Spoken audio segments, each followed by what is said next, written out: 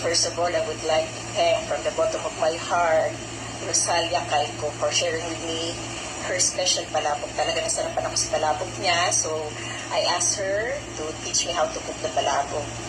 So, thank you very much, Rose, for your recipe. So, nandito na yung mga ingredients natin.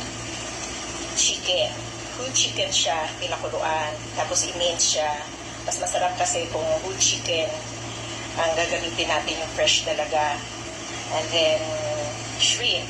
Diniplit na shrimp kasi yung ulo niya, maraming sustansya. And then, add in sa flavor din ng ating palabok. Minced garlic. Asyete. Galing pa yan sa Pilipinas siya. Asyete ko na yan. And then, minced onion. Tuna flakes. Lemon for garnishing. Shrimp for garnishing.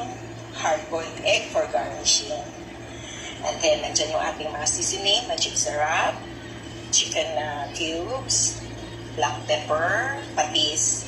Sabi ni Rosie, di nag-use asin kasi aalat yung ating palabok. So, we just use konting patis. And then, I use palabok mix, syempre.